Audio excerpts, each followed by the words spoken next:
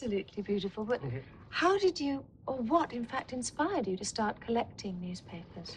Well, I wanted to find some information about the Spanish Civil War, and I came across an old volume of the Times, and I found that reading history as it happened to be far more exciting than reading it from a history textbook, that I thought, yes, this is it for me. I'm going to continue with this. And I started collecting magazines as well as newspapers. Are they difficult to find, old newspapers? Not really. It's a question of keeping your eye open. Flea markets, auctions, dealers. Are they expensive? Very few of these items on the table cost over £5, and the average price £1 or £2. Very reasonable indeed. Right, let's start away then. You must obviously, because there are so many, or there's a mass of printed material, make up your mind what you're going to start with. Do you have, for instance, let me think of something obvious, an example of disasters? Yes, the Titanic disaster number here. Oh. This was brought out in 1912, just as the news reached London. So the Illustrated London News brought out the Titanic disaster number. So, in fact, you could just collect Titanic disaster issues. You could, or here, Scott of the Antarctic, the memorial number. And yes, I would here, say Hitler was a disaster. Hitler, absolutely. Yeah. This is May the 7th, 1945. Time magazine. They've crossed him out fully. Haven't they? They certainly have. Let me move on to happier times. Let me give you the disasters back then. Oh, look, like this beautiful pile here. Royal issues. Yes, indeed. In fact, there's a great following of people who do collect royal memorabilia, and magazines are one of the most beautiful ways of collecting them. Coronations, jubilees, another coronation there. Gosh, look at that. It says 1 shilling. It seems incredible. It It's does a very indeed. heavy magazine, too. Yes, and these most attractive wedding numbers.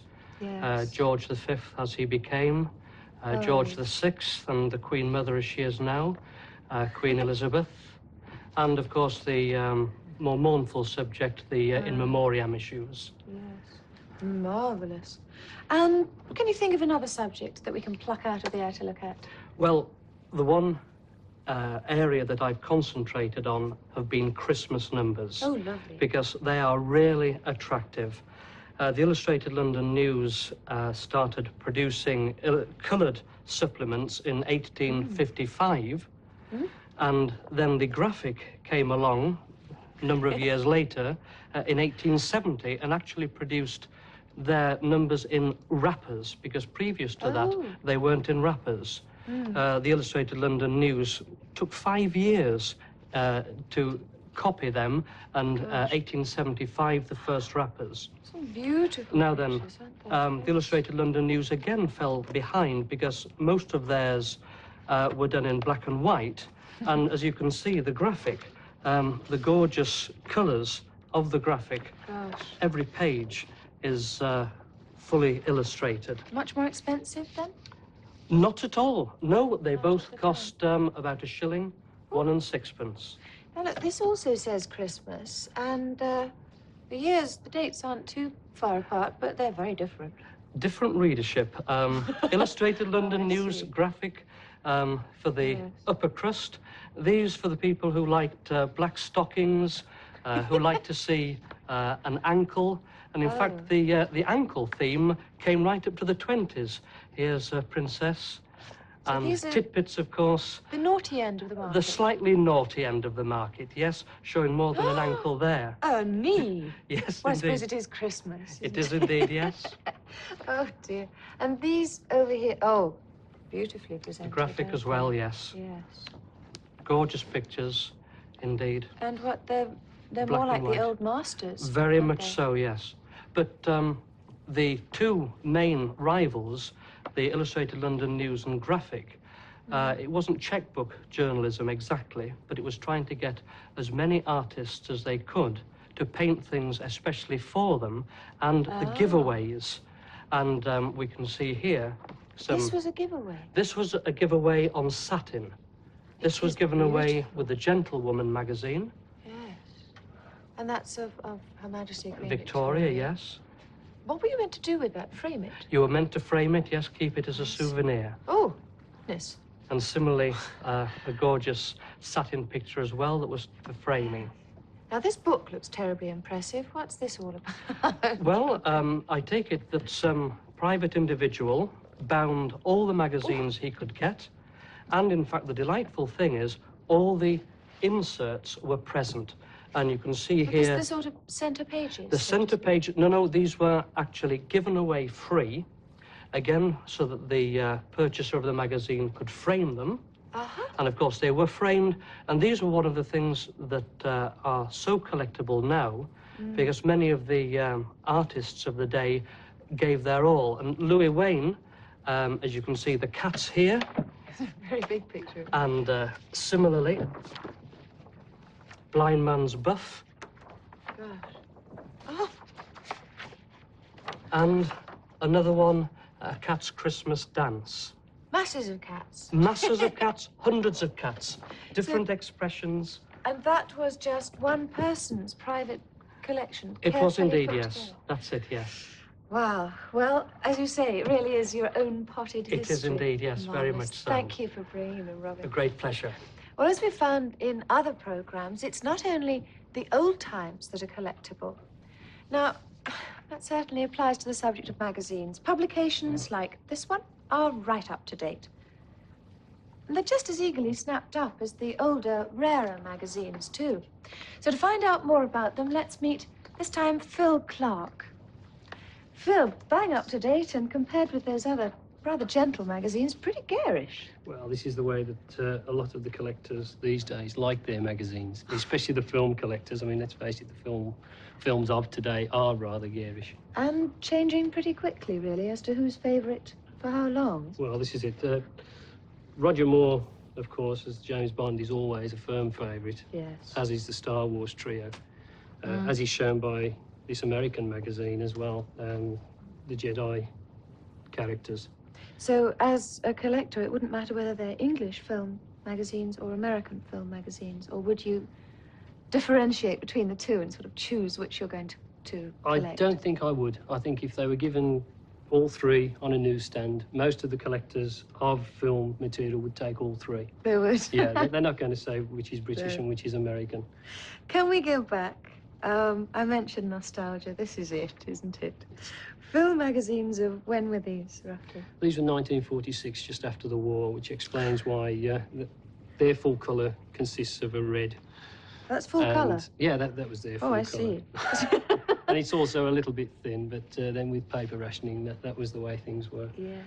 But the one thing you have to be careful of if you are collecting these sort of film magazines is that some overzealous collector hasn't beaten you to it and taken a few snips out of the inside. Oh, cut out the photo of their favourite actor That's or right, actress. and Yes. made up a scrapbook. Because So, this is one of the things that film through. collectors do.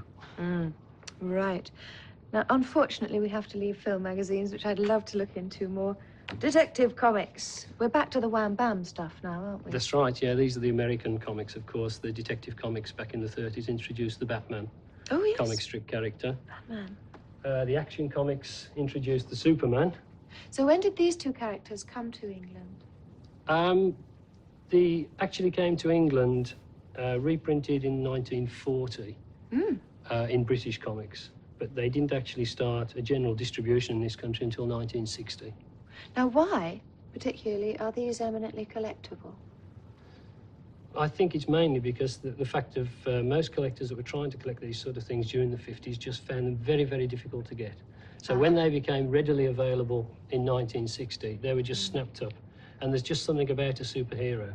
There still is, isn't yeah, there? that's right. Yeah, As we it's, mentioned, Roger Moore, that sort of thing. So you could start a collection of a superhero or lots of superheroes, but what about the drawings? Are they important to people too? The Well- artist's design, for instance. During the 60s and 70s, they mainly sold on storyline and not so much on the artists. But during the 70s, towards the end of the 70s and in the 80s, the artists have become very, very important.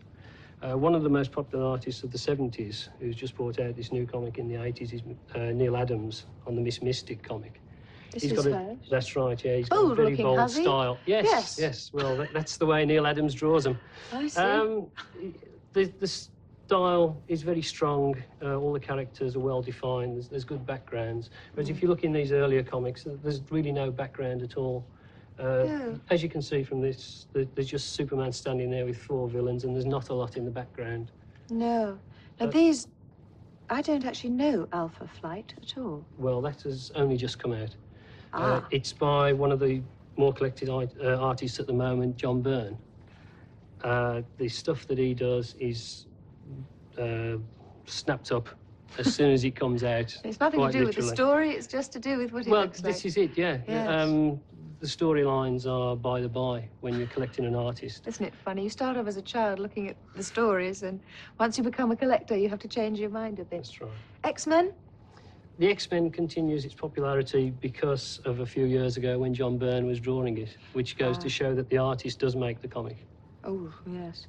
That's a very bold cover again. That's one of my favourites, and that's with a cover next to it. I find these red, white and blue, garish, symbolic covers to be one of the things that really appeal to me.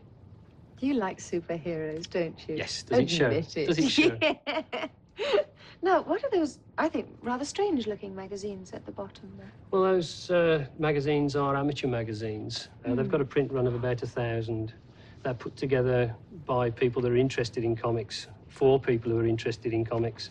They give the up-to-date information. They also say where you can buy the things and this sort of thing. Useful. Very useful. Very. What's this? That is, I feel, one of the up-and-coming characters of the future, which is Judge Dredd. Black and in a white. British comic. He's been in an American comic for some time, then? No, he's No, being he's brand new. He's a British comic character who starts in an American comic next month. We've started something for once, then. Well, we hope so. We hope so. If I can go past 2000 AD to this looks very unusual. It's almost a hardback.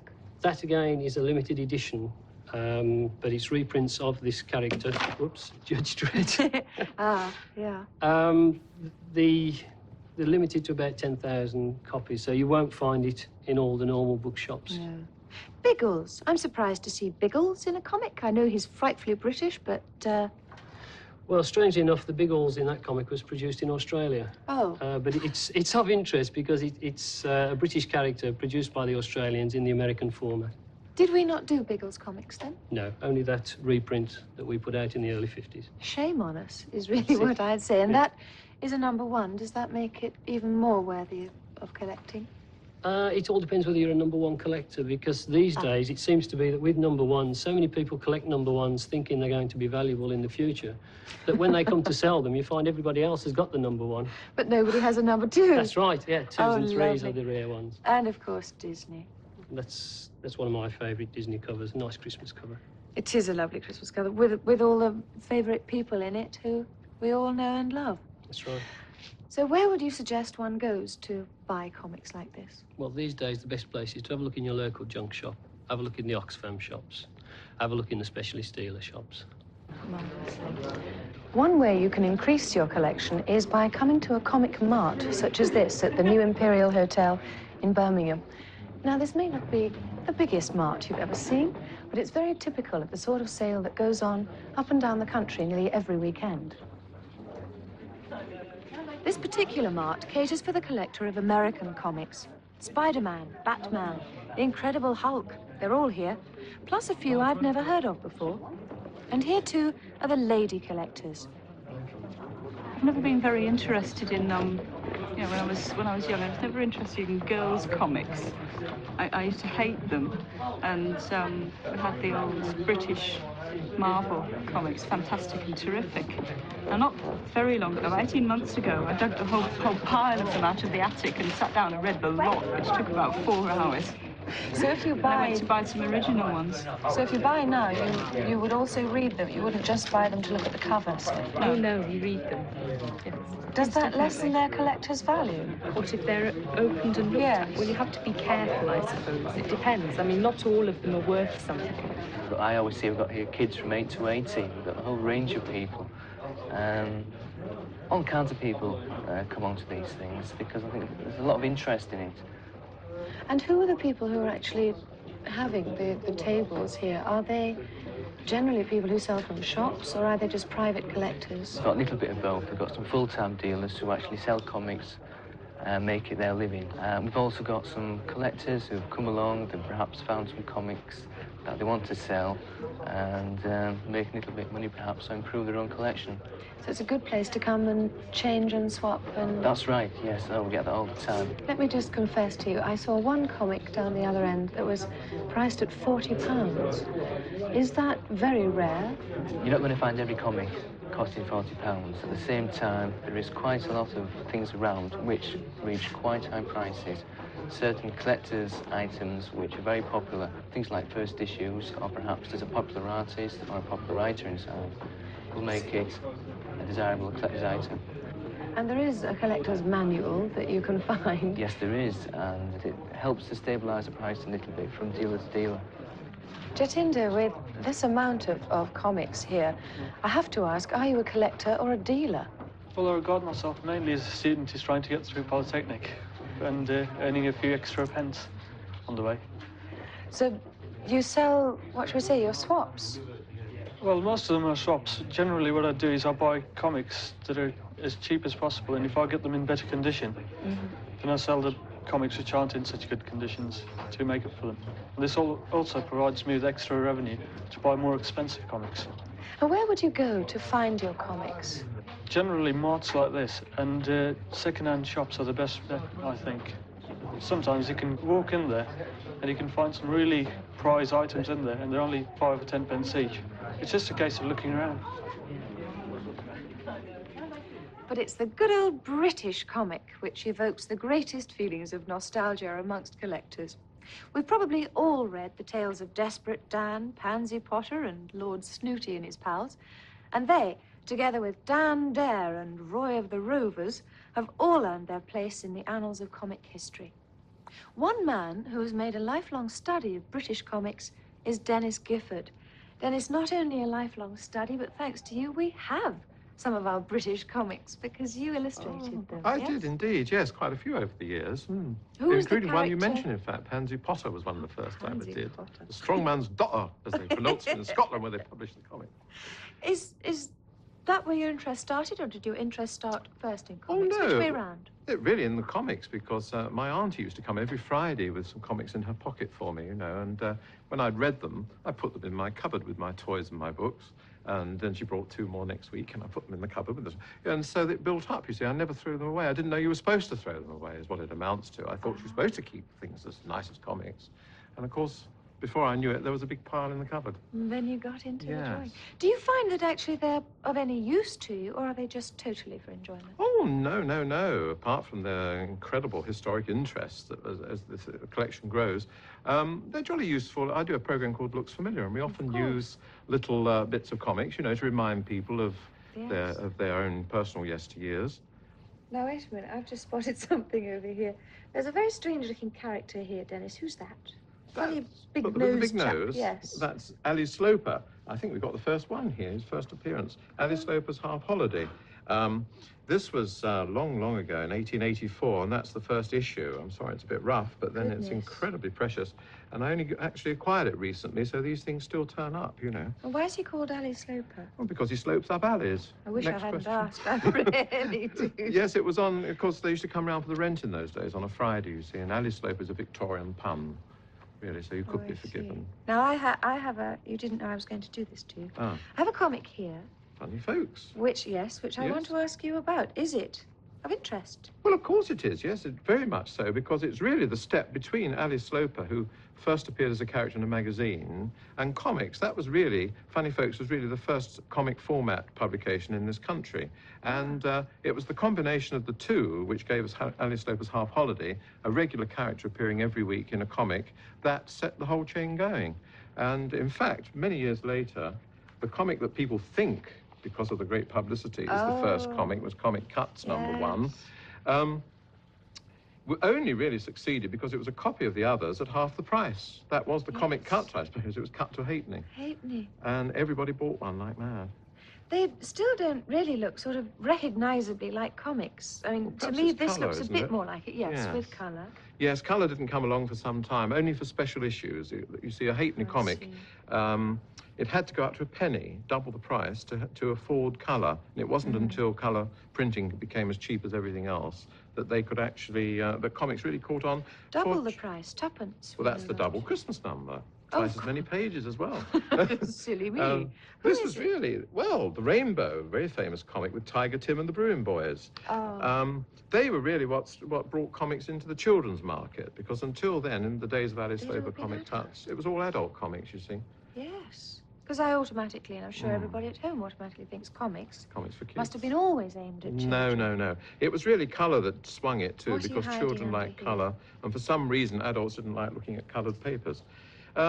This was the Hippo Girls. They were the Bruin Boys. The absolute dead ringers. I mean, you'd think they were Tiger Tim and Co in skirts, wouldn't you? You know, in drag. But in fact, they're twin Sexist. sisters. Not at all. It was the first girls' comic playbox. Well. And they were designed as characters to appeal to girls, you see. Yes. Oh, lovely. Yes. And American.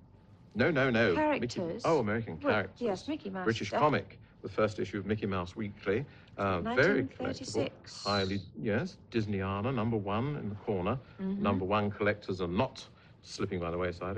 Whatever Phil Clark says, #1 collectors live. Calm down, calm down. And in fact, here's a #1 of the Italian Mickey Mouse called Topolino.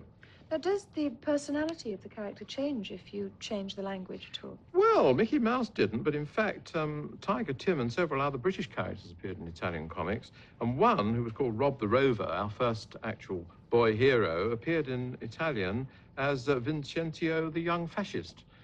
He had a little thing drawn on his arm, you know, an Italian uniform, and he went through his whole career as an Italian boy fascist. Absolutely amazing. Let's move on to happier Yes. subjects then. What could be happier than a free comic? Yes. Ovaltine's own comic for the Ovaltines. You have to ask your mum about that, because she was an Ovaltine, She wasn't was. she? She was. She And won't she'll like sing to the song sing. for you. The Ovaltines comic was free every week, and Happy Families was a very handsome comic produced by Bird's Custard. Oh, right. Another giveaway comic, which turned out to be the biggest comic ever published in this country, the Teddy Tail comic in the Daily Mail. There was also a tiny comic. A Christmas comic. Too, wasn't there? Aha, right on cue. Giveaway tiny comic. There was, there. Oh, yeah. How does that compare? There's the You difference. see, that was a tiny little comic which was given away in sweet shops, provided you spent more than a penny. I'm you not spent going to less say than a anything penny, you about never got spending a one. penny in a sweet shop. I'm going to whiz on down to here. There are Yes. film fun and TV and radio. Yes, Everything. film stars in comics. Obviously, With it's the first issue of Film nostalgia. Fun, you got a free plate of Fatty Arbuckle. What is a free plate of Fatty Sounds like something Arbuckle? awful for lunch.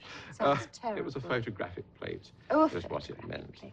And then I think nearly everybody watching would recognize these. Girl, Yes, Eagle, Girl, School Eagle, Friend. School Friend. So First still, issues, of course. nowadays, it is worth collecting comics. Oh, particularly first issues as they come out. And of First course, issues. special issues like Jubilees, when there's a royal jubilee or a royal wedding. There was even a royal wedding issue of Whoopi this year.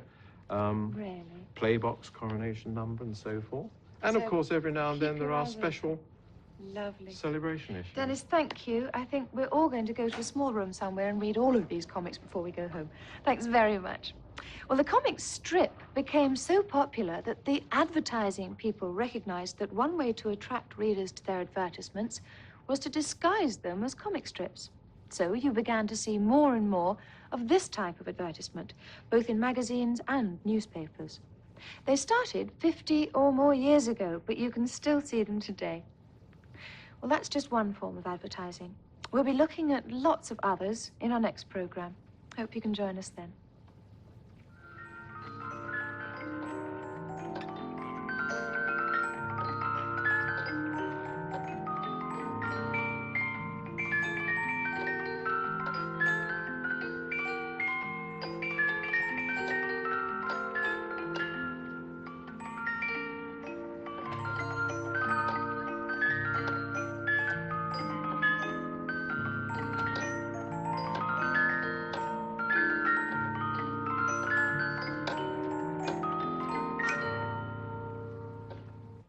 A book also entitled Collector's Corner by Ernest Biddle has been published by ITV Books to accompany this series, and it's available by post from P.O. Box 50, Market Harborough, Leicestershire, LE16 9PP, and costs £1.50, which includes post and packing.